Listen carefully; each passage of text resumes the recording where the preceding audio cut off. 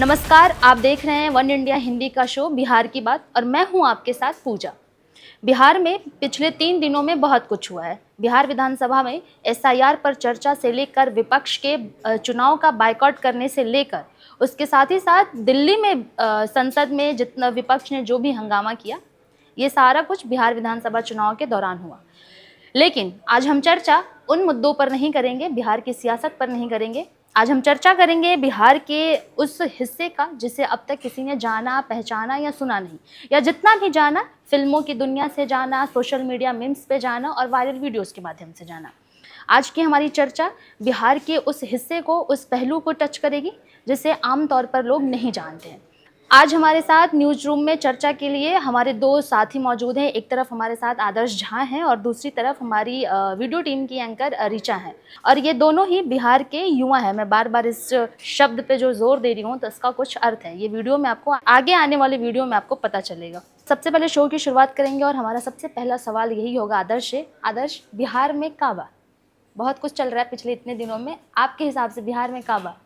नहीं, फिलहाल तो सवाल यह होना चाहिए कि बिहार को क्या चाहिए। बिहार में काबा, इसके लिए किसी सबूत या प्रमाण की ज़रूरत नहीं है। बिहार अपने आप में ऐतिहासिक परंपरा से समृद्ध धरती रही है, लेकिन सिर्फ परंपराओं पे गुमान करने से बिहार का और बिहारियों का भला नहीं होने वाला है। बिहारियों को चाहिए रोजगार, बिहारियों को चाहिए शिक्षा और बिहारियों को चाहिए नौकरी। तो आप कह रहे हैं कि बिहार में काबा से ज़्यादा चर्चा होनी चाहिए कि बिहार के तो युवाओं बिहार को क्या क्या? चाहिए, लेकिन प्रशांत किशोर कह रहे हैं कि बिहार के युवा जो जा रहे हैं बाहर, छठ के बाद आएंगे बिहार, उसके बाद वो वापस पलायन नहीं करेंगे। प्रशांत किशोर पे कितना भरोसा है आपको, या बिहार के युवा को प्रशांत किशोर पे कितना भरोसा है? बिहार के युवा को प्रशांत किशोर पे भरोसा कितना है या नहीं है, इससे ज़्यादा ज़रूरी है कि प्रशांत किशोर के पास वो रोड मैप क्या है। सिर्फ इस बात से कह देने से, वो तो सारी सरकारें कहती है, नीतीश कुमार ने भी कहा, हाल में कहा कि ये जो हमारी सरकार बनेगी तो 1 करोड़ नौकरी मिलेगी लोगों को। वो कह देने, और उसके लिए रोड मैप क्या है सरकार के पास या प्रशांत के पास, प्रशांत किशोर जी के पास? उसके लिए रोड मैप भी तो होना चाहिए कि किस तरह से शिक्षा व्यवस्था में बदलाव आएगा, किस तरीके से इंडस्ट्री लगाए जाएंगे, जो निजी क्षेत्र है उसका किस तरीके से विस्तार किया जाएगा। ये भी तो सवाल है ना। तो बिहार के युवा इस भरोसे से कैसे, मैं अभी छठ में घर जा रहा हूँ, मैं छठ में कैसे वहाँ क्या सोच के, क्या समझ के रह जाऊँगा, आप बताएं। ऋचा जी, आपके पास मैं आऊँगी। अभी जिन्होंने कहा कि हम छठ के बाद घर जाएंगे तो क्या सोच समझ के हम वापस नहीं आएंगे, फिर से मेरा वही सवाल है, बिहार में काबा नौकरी के वादा बा या सिर्फ गुमराह करे के जाल बा? सबसे पहले तो बिहार में हमार घर बा और जब हमार घर बा तो हम जाएम तो रह सकता नहीं। लेकिन जोक्स अपार्ट, जो क्वेश्चन है हमारा, फिलहाल हमारे जैसे युवाओं के लिए तो ऐसी कोई नौकरी नहीं है वहाँ पर कि हम जाके वहाँ रह जाएं अपने पेट भरने के पर्पस से।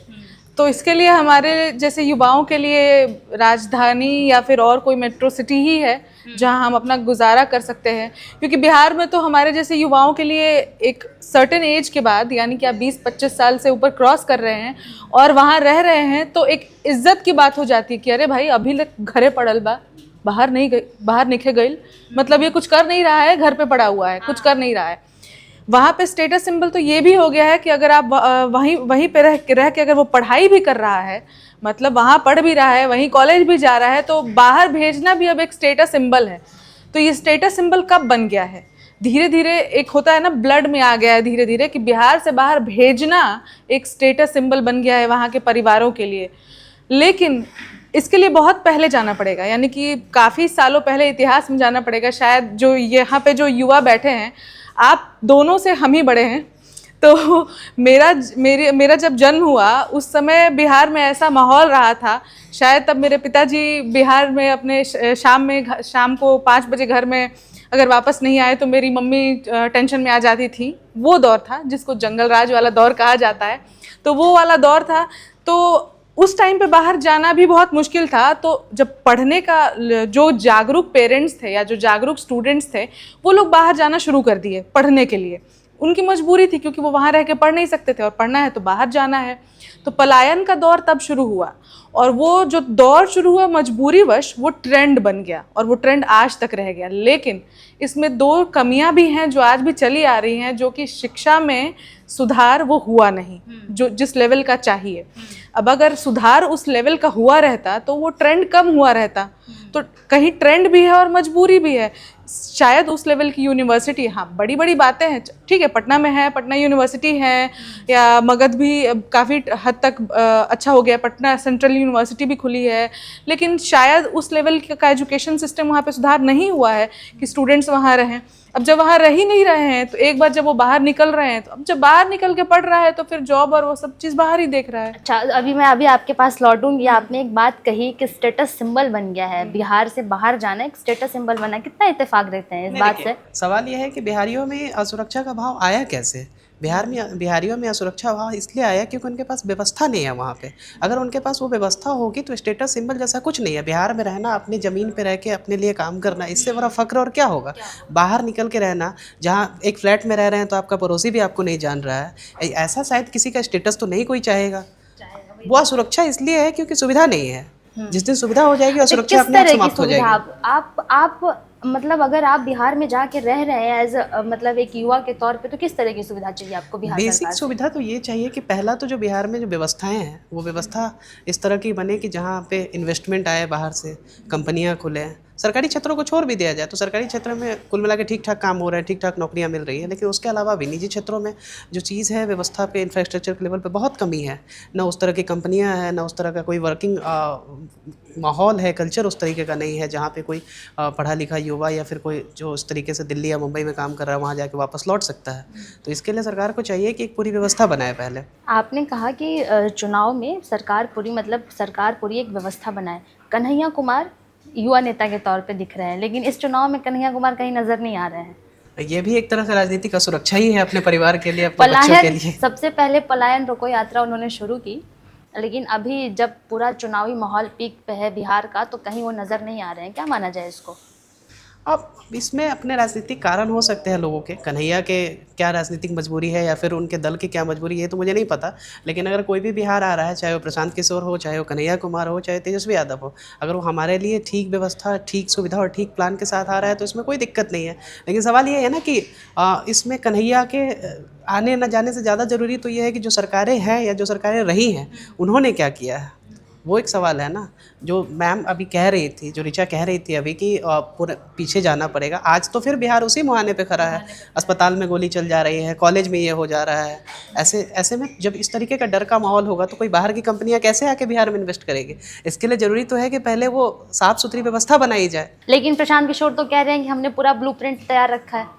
प्रशांत के ब्लूप्रिंट के लिए उस पे कहाँ है ब्लूप्रिंट? वो किसको पता है? कहने से, हवा में बात होने से, कहने से हम कह रहे हैं कि हम कह रहे हैं कि आप बाहर जाके देखिए, हम तो आपके लिए ताजमहल बनवा दिए हैं। अब कह देने से थोड़ी बन जाएगा दूसरा ताजमहल। जलसुराज एक दल से ज़्यादा एक समझिए तो प्रोफेशनल लोगों की कमिटी है। वो प्रोफेशनल लोगों की कमिटी में चीज़ों को फ्रेम करना, उसको मीडिया के थ्रू रन कराना वो आसान है, लेकिन जलसुराज ज़मीन पे उसके लिए क्या प्लानिंग है, कैसे हो सकता है, ये सवाल तो रहेगा। और उस सवाल के लिए भी थोड़ा हमें इंतजार करना पड़ेगा कि उस सवाल पे, उस ब्लूप्रिंट को लेके कितने तैयार है और जनता कितना भरोसा उन पे जताती है। नो डाउट वो जो बातें कर रहे हैं वो बिहार के लिए बहुत वाजिब और बहुत ज़रूरी बात है। आप पहली नज़र में उस पर बिल्कुल एतबार कर सकती हैं, लेकिन वही है कि उसके लिए उस ब्लूप्रिंट को दिखाना पड़ेगा लोगों को ना। ऋचा मैम, आप ये बताइए कि अभी हमारे यहाँ लालू और नीतीश का जो राजनीतिक दौर है थोड़ा मंद पड़ रहा है, मतलब अब थोड़ा मध्यम सा हो गया है। तेजस्वी यादव, चिराग पासवान, प्रशांत किशोर और कन्हैया कुमार में आपको कौन लगता है कि एक नीतीश और लालू की छवि फिर से बिहार में उपजेगी? युवा चेहरे के रूप में कौन आपके लिए सबसे ज़्यादा दमदार लग रहा हो? देखिए, आपने बहुत सारे नाम लिए। अब क्योंकि दौर की बात हुई और बहुत सारे नेताओं की बात हुई, तो एक एक करके अगर हम सब पर थोड़ा थोड़ा लाइट डालेंगे तो हमें पता चलेगा, आपको आपका जवाब खुद ही मिलेगा। तेजस्वी यादव, ठीक है, किन युवाओं के लिए तेजस्वी यादव उनके आइडियल हैं? मेरे तो वो आइडियल बिल्कुल नहीं हो सकते हैं, क्योंकि बचपन से मेरा सब बिहार में, अगर मैं एक महिला हूँ और मेरी जैसी सभी महिलाओं के लिए बिहार में सबसे बड़ा जो मुद्दा रहा है वो शुरू से ही रहा है सुरक्षा का। सुरक्षा और शिक्षा, जो कि तेजस्वी यादव की जो पार्टी है और जो उनके पिताजी का जो कार्यकाल और तेजस्वी यादव जी के शिक्षा पे भी बात आती है। बीच में आपने जब नीतीश कुमार जब तेजस्वी यादव से जाके मिल गए थे और जब इन दोनों की सरकार मिल गई थी, बीच में जब गठन हो गया था, तो सरकार गठित होने के साथ ही बिहार में क्राइम रेट अचानक से उछाल आ गया था। क्राइम इंडेक्स में क्राइम की बातें अभी हो रही है, उस पर भी हम बात करेंगे आपसे। जैसे भी अभी तो आदर्श तेजस्वी विपक्ष में है, फिर भी वो माहौल ऐसा ही बना हुआ है। आपकी इस बात पर भी हम जवाब देंगे, लेकिन पहले भी जो हम चेहरे पे आइडियलाइजिंग पे बात हो रही है उस पर हम बात कर लेते हैं। तो वो पहला मुद्दा तो सुरक्षा के लिहाजा से कभी भी मतलब एज अ पर्सन मैं आरजेडी पे कभी ट्रस्ट नहीं कर सकती, तेजस्वी यादव पे तो कभी भी नहीं। तो लेकिन नीतीश कुमार पे कर सकती हैं? बिल्कुल। लेकिन अभी का तो मैं माहौल बता थोड़ा रही अलग चल रहा है ना। देखिए अभी माहौल चल रहा है, लेकिन मैंने अपनी आंखों से देखा है। उन चेंजेस में मैं घूमी हूँ, तो जिन चीज़ को मैंने एक्सपीरियंस किया है मैं उस पर कैसे नहीं भरोसा करूँगी। मैं जिस जगह से आती हूँ वो शहाबुद्दीन का गढ़ था, मैं सिवान से आती हूँ, तो वहाँ पे क्राइम का क्या है वो पूरा इंडिया जानता है। चलिए ठीक है, वहाँ पे शहाबुद्दीन की बात ही अलग थी। जब मैंने 10th किया मैं पटना गई पढ़ने के लिए। पटना में भी तब तक ये नीतीश की सरकार आ चुकी थी, और वहाँ पे डेवलपमेंट ये हुआ कि धीरे धीरे जब मैं पटना छोड़ के आ रही थी, रात में 9-10 बजे तक गांधी मैदान के एरिया में और बोरिंग रोड में 10 और 11 बजे तक भी हम लड़कियां आराम से घूम पाती थी। अब ये आप बिहार जैसे जगह में 10-11 बजे तक अगर लड़कियां, जहाँ पे 5 से 6 साल पहले नहीं, ये जो आप कहते हैं बिहार जैसी जगह पे, इसके मायने के यही तो बदलना है कि बिहार जैसी तो जगह, बिहार जैसी जगह और दिल्ली जैसी जगह में अंतर ना रहे। अंतर रहा था ना, जंगल राज कब कहा गया था? नीतीश ने बिल्कुल नहीं, तो मैं तो उसी बात के, हाँ, तो अभी पूजा ने जो मुझसे पूछा कि आप जो क्राइम की ही तो बात हो रही थी ना, हम तो उसी पे बात कर रहे थे। आदर्श का सवाल भी तो वाजिब है ना कि बिहार जैसी जगह, मतलब हम बिहार के लोग हैं, हम ही क्यों बता रहे हैं कि बिहार जैसी जगह? बिहार जैसे जगह उस बिहार की बात हो रही है जिस बिहार को लोग सिर्फ क्राइम के नज़र से देखते थे, और जिस क्राइम में हमने भी जिया है बचपन में, जिसमें हमने भी देखा है कि हमारे घर के भी बड़े अगर घर पे अगर थोड़े भी लेट आते हैं, क्योंकि फ़ोन का उतना टाइम था नहीं, 90 के दशक, मतलब 98-99 सन का बात हो रहा है, तो फ़ोन नहीं होता है। अगर पिताश्री घर में लेट आ रहे हैं तो माताश्री पहले ही मान के बैठ गई हैं कि अब तो वो आएंगे ही नहीं वाला दौर। उससे जब 2-4 साल आगे निकलता है, हम लोग थोड़े बड़े होते हैं, 2008, 2009, 2010, फिर 2013 आया, हम बाहर निकले हैं, और जब तब तक इतना, मतलब 8 से 10 सालों में इतना बदलाव आ गया है कि वही महिलाएं, जब 10 साल पहले पुरुष भी बाहर नहीं निकल सकते हैं, और आज 10 साल बाद महिलाएं भी अगर रात को 10 बजे तक घर से बाहर निकल रही हैं, तो ये क्राइम में बहुत आमूलचूल बदलाव है। तो अभी निकल सकती है? अभी भी निकल सकते हैं, निकलते हैं, अपने शहर में अब निकलते हैं। अच्छा, इसका जवाब मैं इनसे लूंगी। आपको क्या लगता है आदर्श? अभी भी इस बात से मैं बिल्कुल सहमत हूँ कि नीतीश कुमार के साथ उनको सुशासन कुमार ऐसे ही नहीं कहा गया। उन्होंने बहुत परिवर्तन किया, खासतौर पे क्राइम के मोर्चे पे उन्होंने बहुत संभाला। बिहार में माफिया राज को ख़त्म करने में उनका बहुत बड़ा हाथ था। लेकिन अब सवाल ये है कि नीतीश कुमार, अब शायद वो स्पार्क या वो एनर्जी उनके अंदर नहीं रहेगी, जो उम्र के साथ होता भी है। तो अब बिहार के युवाओं को बतौर युवा एक विकल्प तो तलाशना पड़ेगा। तो बतौर युवा बिहार के सीएम के रूप में किसको देख रहे हैं आप? मैं तो प्रशांत किशोर चाहूँगा, जो उनका विज़न है मैं प्रशांत को चाहूँगा। लेकिन सवाल ये है कि प्रशांत किशोर की मंशा क्या है, वो एक सवाल है। मैं तो चिराग पासवान की जब आप बात करती हैं, चिराग पासवान पिछले 2 बार से सांसद है जमुई से, अभी मंत्री भी है, फूड प्रोसेसिंग मिनिस्टर है। उन्होंने क्या बिहार को दिया खास? जमुई में उन्होंने बिहार को क्या दिया खास? सवाल ये भी तो है। राजनीति में नीयत का बहुत रोल होता है। उनकी नीयत कहाँ दिख रही है लोगों को? क्या मिल रहा है बिहार को? ये एक बड़ा बढ़िया सवाल है कि अब नीतीश कुमार के अलावा भी बिहार की युवा किसी को विकल्प के तौर पे अब देख रहे हैं, एक नए चेहरे की तलाश कर रहे हैं। हाँ, बतौर युवा मुझे भी एक नए चेहरे की तलाश है, लेकिन मैं चाहूँगी कि वो नया चेहरा उसी पार्टी से निकले जिस पार्टी ने बिहार को बदलने में अहम भूमिका निभाई है। क्योंकि मैं उस पार्टी से तो उम्मीद नहीं कर सकती जिस पार्टी के राज में बिहार में गंगाजल और उस जैसी फिल्में बनी हैं, और आइए ना हमरा बिहार में जैसे गाने निकल के आए हैं। 2010 और अच्छा, जो अब एक बहुत बढ़िया बात आपने जो भी याद दिला दी कि आइए ना हमरे बिहार में ठोक देंगे कट्टा कपार में, तो ये बॉलीवुड वालों ने जो बिहार की छवि बना के रखी है, मतलब इसको आप एक बिहारी युवा के तौर पे क्या कहना चाहते ये हैं? जो बॉलीवुड की जितनी भी फिल्में हैं, आप इसकी पृष्ठभूमि उठा के देखिए, सब उस 90 के दशक की ही फिल्में हैं। वो डायलॉग राइटिंग कहीं ना कहीं वास्तविकता से रिलेटेड है। हालांकि वो वास्तविकता उससे ज़्यादा भयावह है। अगर आप पीछे मुड़ के देखेंगी तो वास्तविकता उससे ज़्यादा भयावह है। लेकिन अब सवाल ये है कि नीतीश कुमार जो 2005 और 2010 के नीतीश कुमार थे, उनका विज़न ये था कि बिहार कैसे बचेगा, बिहार कैसे बेहतर होगा। अब जो नीतीश कुमार है पिछले 7-8 सालों में, उनका विज़न ये है कि उनकी कुर्सी कैसे बचेगी। ये सवाल है। ये गठजोड़ में जो उनका पूरी एनर्जी उसी में जा रही है। उनके लिए बिहार को लेकर कुछ नया विज़न या कुछ नया प्लेटफॉर्म दिखने को नहीं मिला है पिछले 5-7 सालों में। मतलब हर बिहार का युवा इस बात से सहमत सहमत है है। इस बात से कि नीतीश कुमार लेकिन युवाओं के पास ये मजबूरी हो जा रही है। अब आपके पास दो ऑप्शन है, यू चूज बैड और you choose better. We don't have any option of best. बहुत बढ़िया का ऑप्शन नहीं मिल रहा है तो हम बुरे और में थोड़े बुरा में जो थोड़ा कम बुरा है नहीं, हम लोग लेकिन उसको चुन रहे मुझे हैं। ऐसा नहीं लगता है। 13-14 करोड़ से ज़्यादा बिहार के युवा हैं, वो उनमें ये क्षमता तो है ही कि एक विकल्प तलाश लें। लेकिन हाँ, मैं इस बात से भी सहमत हूँ कि तेजस्वी यादव बिहार के विकल्प नहीं हो सकते हैं, क्योंकि तेजस्वी की जो पृष्ठभूमि रही है और तेजस्वी की राजनीति का जो तरीका रहा है, खासतौर पर उनके पार्टी की जो पॉलिसीज़ है उसमें बहुत सारी दिक्कतें हैं। आज का ही उनका जो बयान है उन विधानसभा का कि गीला हो जाएगा। चलिए ठीक है, एक आप अगर एक डेकोरम में रह के कुछ भी बयानबाजी कर रहे हैं तो ये तो एक अलग मुद्दा हो गया कि ये जो विशेष गहन पुनरीक्षण हो रहा है इसके विरोध में वो ये सब बयानबाजी कर रहे हैं कि हम चुनाव बॉयकॉट कर देंगे फलाना ढिमकाना। लेकिन आप इतना डेकोरम भूल जाएं कि आप ये शब्द यूज कर दें कि मतलब गीला हो जाएगा।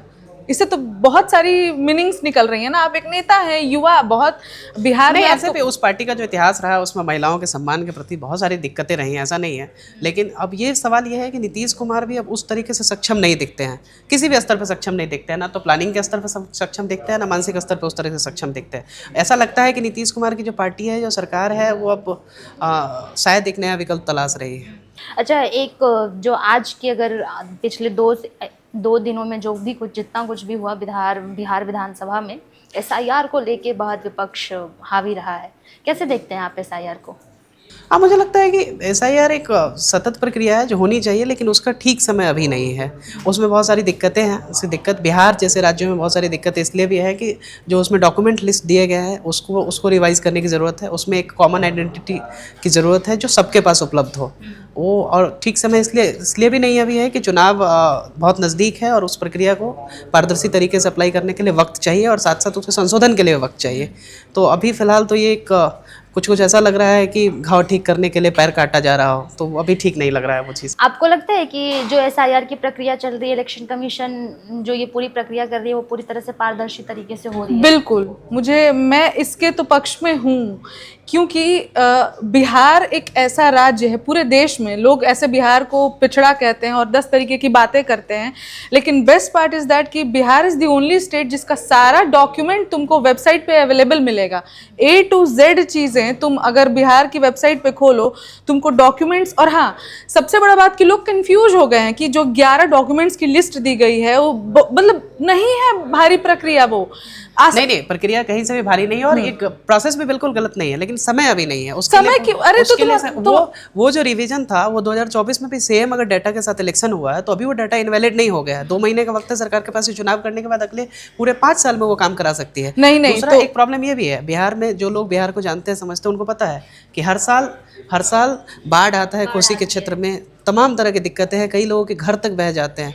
जो जन्म प्रमाण पत्र की बात है, उसके अलावा बिहार में जो नेपाल से बेटियां आती हैं जिनका शादी विवाह होता है, जो बांग्लादेश से लोग आए हुए हैं, जो यहाँ पे रह रहे हैं, उनके साथ दिक्कत है। तो वो सारा सरकार को एक ऐसा प्लान लेके आना चाहिए जिसमें सबको फिल्टर करने के बाद और सबको वाजिब दर्जा मिलना चाहिए। आपके पास आएंगे नहीं, अभी ये बोलने का मौका नहीं देंगे। हाँ, यूथ पार्लियामेंट बन रहा है। रिचा जी अपनी बात पूरी कर रहे हैं। जी हाँ, तो 11 डॉक्यूमेंट्स के अलावा भी बहुत सारे प्रोविजंस दिए गए हैं कि आप अपने एरिया क्या दिए गए हैं, आप थोड़ा हमारे दर्शकों को बताइए। 11 डॉक्यूमेंट्स एग्जैक्टली तो वेबसाइट पे मुझे 1 मिनट लगेगा, खोल के बताना पड़ेगा। वैसे तो मैंने बहुत सारी खबरें इससे रिलेटेड की हैं, बहुत सारी बेसिक डॉक्यूमेंट्स हैं, लेकिन जैसे ये इन्होंने बताया कि अगर पेपर खत्म हो जा रहा है, नहीं है, बाढ़ में बह गए या फिर बाहर से कोई आया है, वैसे डॉक्यूमेंट्स, तो आपके एरिया में जो वार्ड कमिश्नर हैं या फिर आपके गांव के जो मुखिया हैं, आप उनसे भी लिखित रूप में लेके और इस प्रोसेस में आप इसको करवा सकते हैं। इस प्रोविजन से पैनिक भी क्रिएट हो रहा है। बिहार के इतने सारे लोग जो बाहर रहते हैं उनको अलग अलग तरीके से पैनिक क्रिएट की, इवन कि कैसे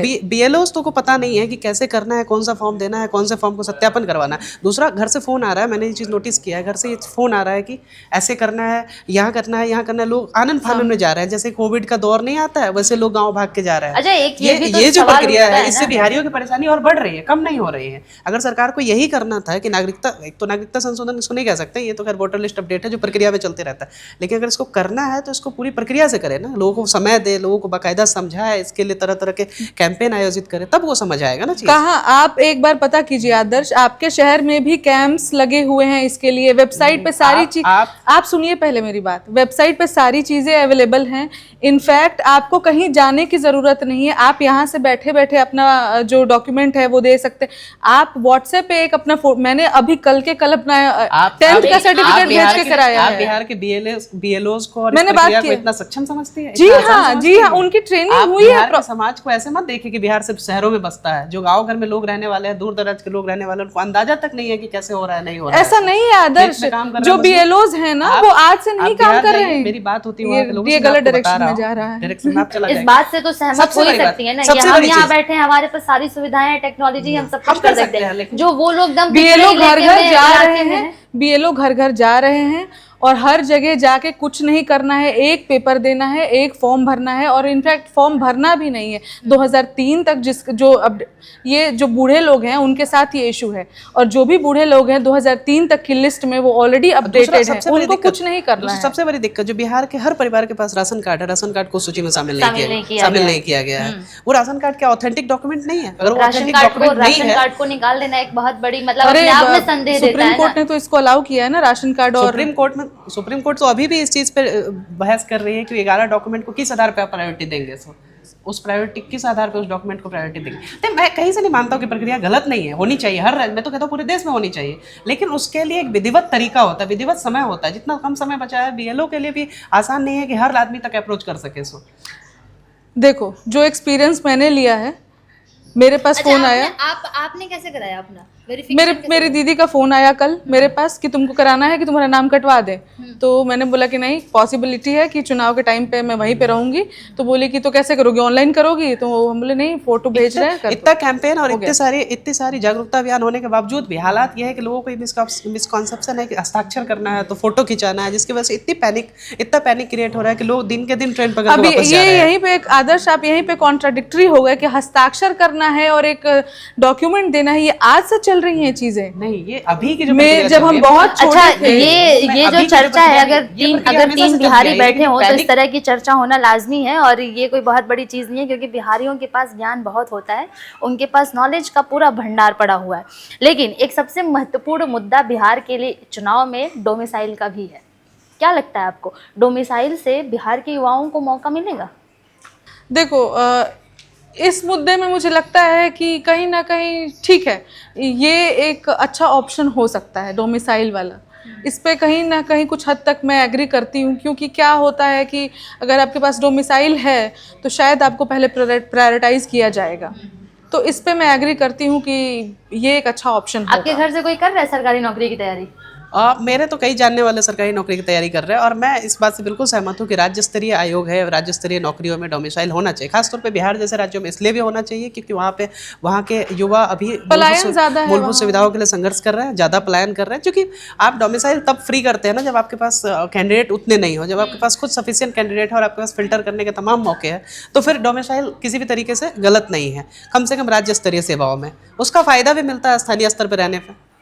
अच्छा, ये एक अपने आप में एक ये भी बहुत दिलचस्प है कि बिहार में जितनी वैकेंसियां निकल रही हैं उससे ज़्यादा यूपी के लोग जाके फॉर्म भर रहे हैं, एग्ज़ाम दे रहे हैं और पास भी हो रहे हैं। जैसे टीचर भर्ती में भी, शिक्षक भर्ती जो भी निकला उसमें भी यही चीज़ें हुई।